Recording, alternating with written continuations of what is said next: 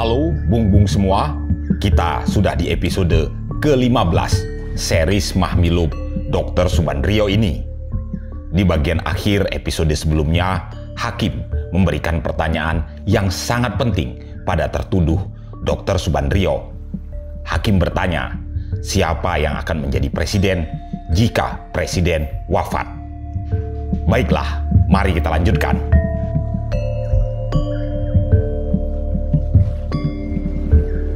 Namun sebelumnya seperti biasa kami ulangi, kembali kami tegaskan Testifiles hanya menyajikan dokumen, testimoni, dan hasil penelitian para peneliti dan lembaga.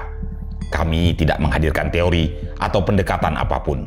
Sekali lagi, Bung-Bung juga harus menelaah versi-versi lainnya. Bung-Bung, kami memasukkan gambar berupa tulisan berita acara agar Bung-Bung juga bisa membaca langsung. Kadang-kadang kami akui sebagai narator sering sekali salah dalam membacanya, apalagi yang berbahasa asing, khususnya bahasa Belanda. Narator hanya membacakannya saja. Gaya dan intonasi dari pembacaan ini pastilah tak sama dengan sidang sebenarnya. Hakim anggota Letnan Kolonel Udara Mukarto kepada tertuduh, Saudara Subandrio, jika seseorang sakit itu mesti ada kemungkinan orang itu akan mati karena sakitnya. Juga presiden, jika sakit, mungkin juga presiden akan wafat karena sakit. Jika presiden wafat, menurut saudara, siapa yang patut mengganti beliau? Saya tidak tahu itu. Tidak tahu? Tidak. Pertanyaan ini saya hubungkan dengan keterangan atau pidato saudara pada tanggal 15 Januari 1965 pada kesempatan ulang tahun Kantor Berita Antara di Jalan Pemuda. Kurang lebih keterangan saudara demikian ini. Yang patut mengganti Bung Karno jika mati atau mengundurkan diri adalah rakyat yang progresif revolusioner. Dan menurut perkiraan saudara, rakyat progresif revolusioner itu adalah siapa? Saya selalu berkata yang mengganti presiden nanti bukan orang, akan tetapi warisan presiden. Ya, sebaik-baiknya bahwa rakyat Indonesia sudah sebagian besar menjadi rakyat Pancasila, rakyat progresif revolusioner. Rakyat inilah yang menjadi warisan yang akan nanti mengganti presiden. Terus kelanjutannya, suatu keadaan jadi bagi kita itu bukan oranglah yang akan mengganti presiden, akan tetapi masyarakat rakyat yang sudah progresif revolusioner, dan siapa saja yang memerintahkannya bukan soal. Jadi, kalau sudah rakyat itu progresif revolusioner, siapa saja yang memerintah itu bukan soal. Ya, jadi sudah berjalan lancar terus. Ya, siapa saja. Oleh karena rakyatnya yang memerintah, dirinya sudah. Dan pada waktu itu rakyat apakah sudah progresif revolusioner? Jadi belum. Belum. Maka dari itu kita harus ke arah itu. Yang sudah progresif revolusioner itu golongan mana? Dari semua golongan ada progresif revolusioner. Tetapi yang paling progresif revolusioner siapa, golongan siapa? Ya, PKI, tetapi ada minusnya itu. Jadi PKI itu tidak progresif revolusioner, tetapi ada juga yang retrogresif.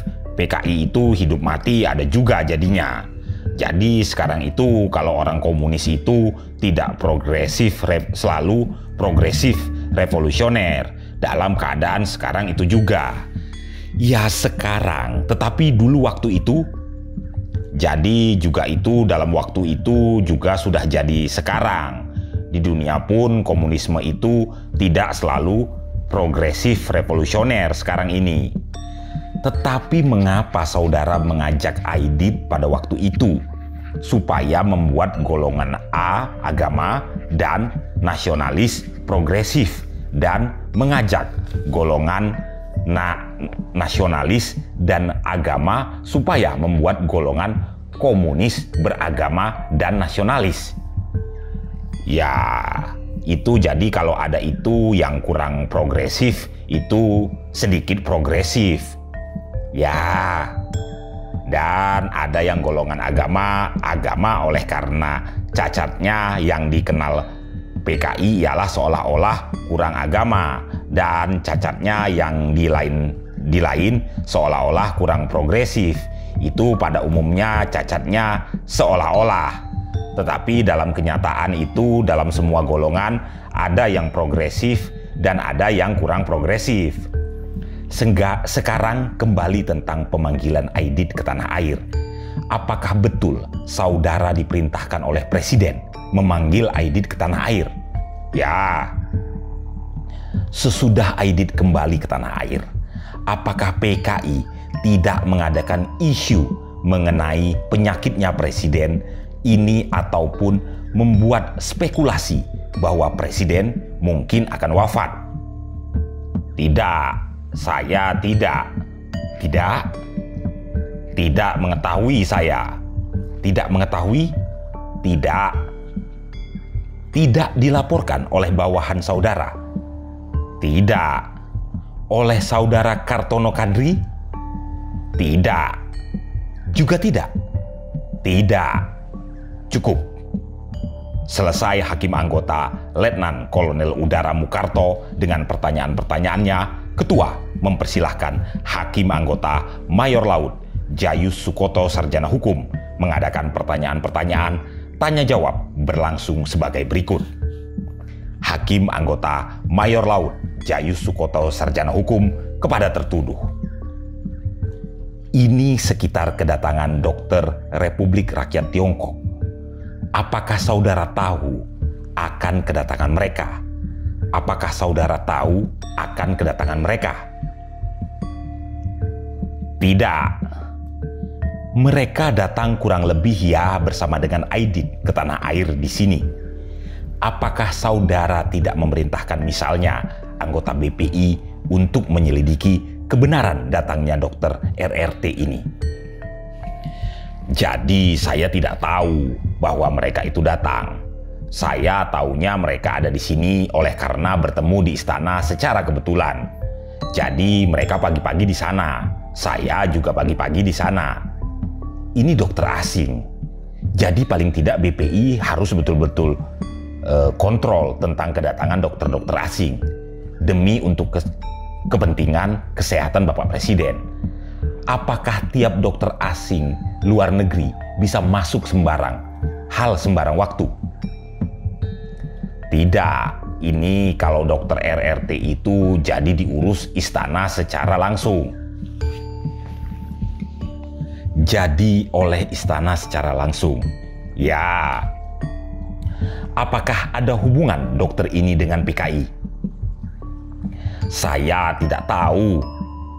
Tentunya saudara dari BPI lebih banyak mengikuti tentang kedatangan dokter-dokter asing ini supaya tidak ada maksud lain.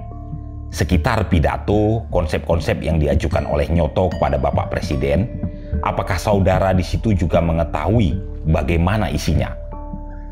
Tidak. Tidak? Dan bagaimana cara menggabungkan yang mana merupakan satu pidato? Tidak. Jadi saya tidak. Sama sekali. Tidak. Ketika saudara mendengar mungkin pidato Bapak Presiden di hari ulang tahun 17 Agustus itu, tentunya mengetahui isinya kemudian. Bahwa itu adalah karangan Nyoto?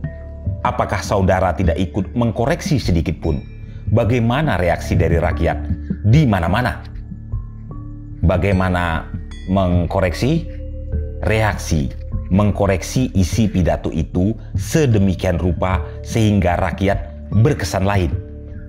Saya tidak bisa mengkoreksi pidato Presiden. Tidak juga memberi pendapat-pendapat.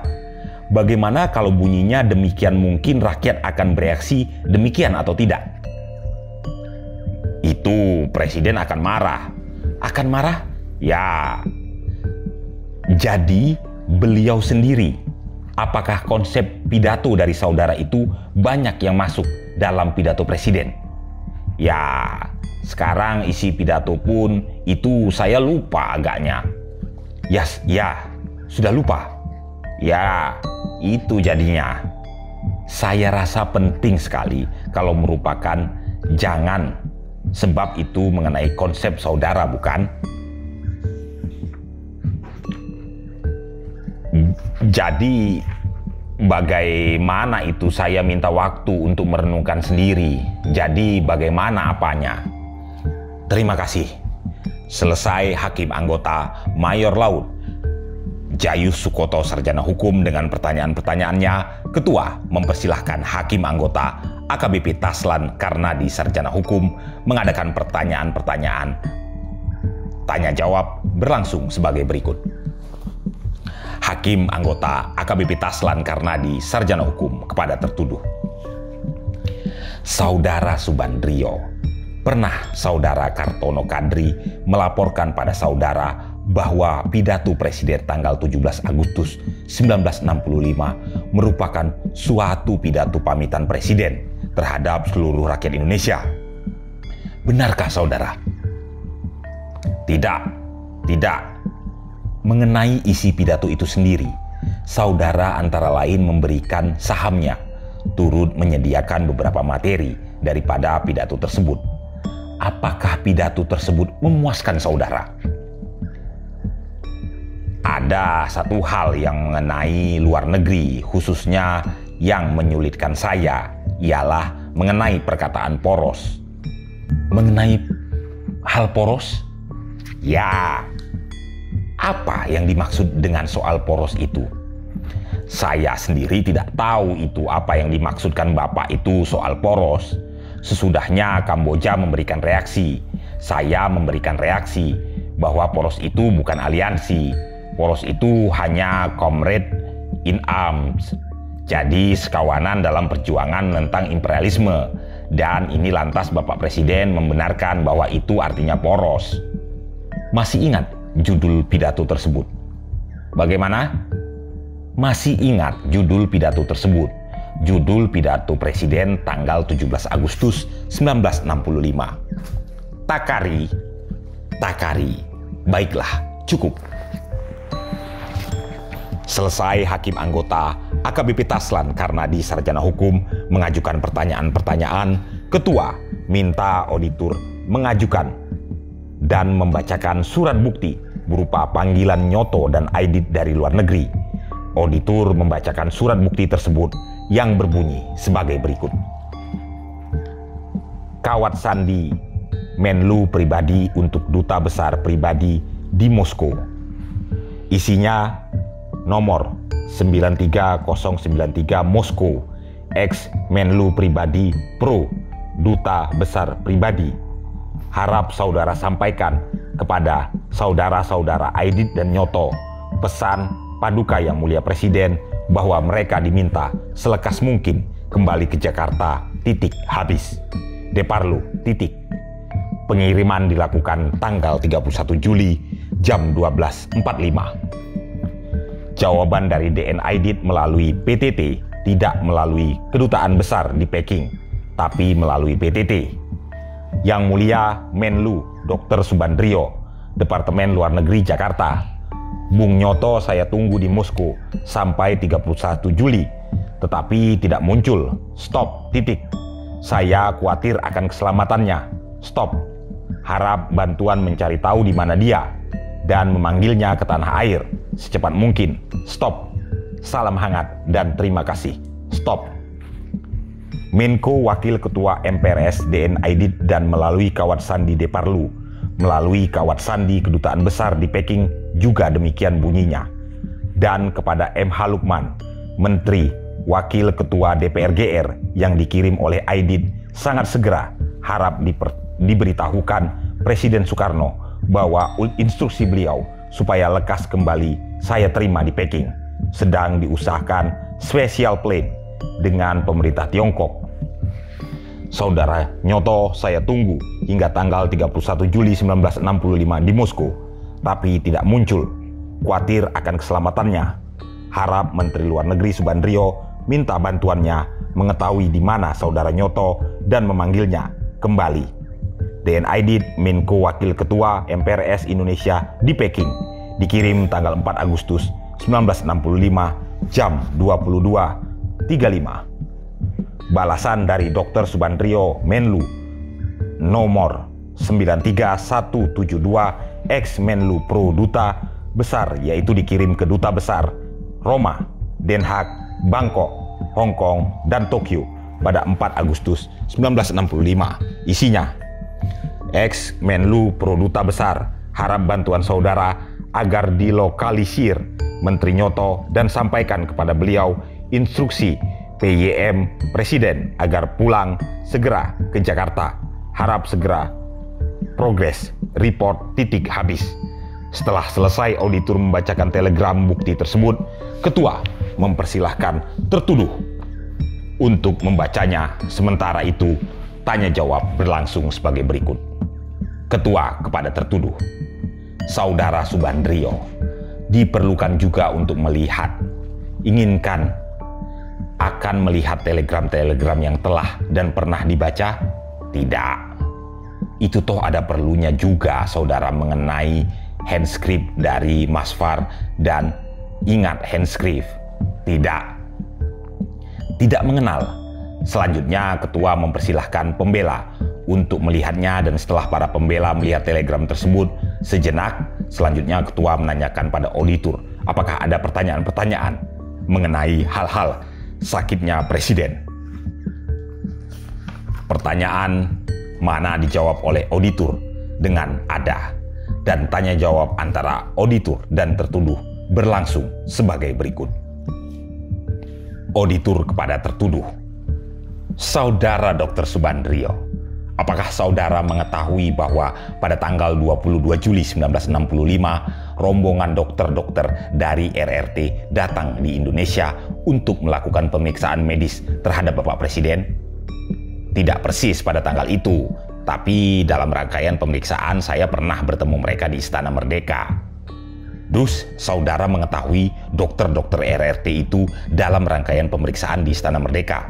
Ya, tidak dalam rangkaian pemeriksaan. Mereka pagi-pagi ada di Istana Merdeka. Jadi pada itu waktu Bapak Presiden sudah diperiksa jam 7 pagi, itu mereka bersama-sama dengan menteri lainnya. Jadi saudara mengetahui ada tim dokter-dokter RRT ada di istana? Ya. Saudara mengetahui? Ya. Tadi saudara menyatakan untuk apa panggil DNID dan Nyoto itu pulang segera? Yang saya tahu Nyoto Bapak Presiden buat membantu beliau menyatakan dalam pidato, dan sesudahnya itu keduanya oleh karena sudah cukup lama di luar negeri. Apakah tidak untuk mengumpulkan bahan-bahan pidato presiden? Ya, itu Nyoto. Itu untuk membantu presiden dalam bikin pidato. Nyoto. Ya, dan saudara Aidit sesudahnya ditanyakan, kapan itu presiden mengatakan kepada saudara bahwa Menteri Nyoto turun untuk membantu menyusun teks pidato presiden? Jadi pertama kali bahan-bahan itu ketika pada itu waktu, kedua kali untuk menyusun teks.